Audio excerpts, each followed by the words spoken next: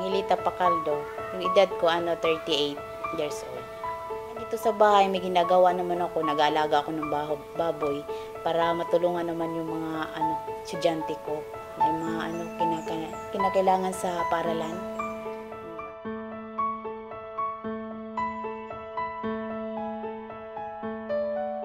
Malapit sa baybayin na hindi pa yun bahay talaga namin. Nakitira lang kami doon. Pag nasisira, hindi na nga maayos kasi yung pera nga kinikita ng asawa ko kulang pa talaga sa pangtustos ng aming pamilya.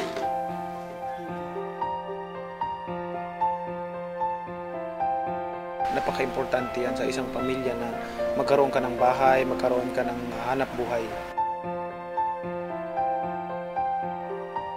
Naranasan namin pamilya na walang bahay, walang income. Importante may tirahan, may hanap buhay.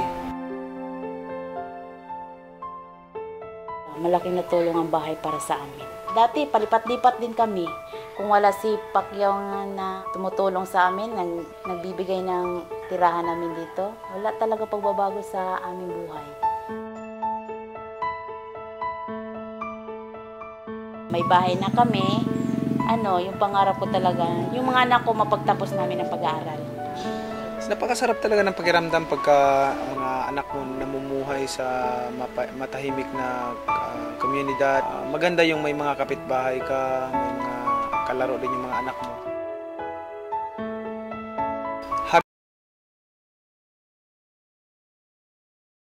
The homes for poor people.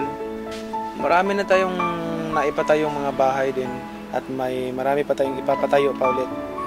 Magtulungan tayo dahil marami pang mga tao na nangangailangan ng tulong.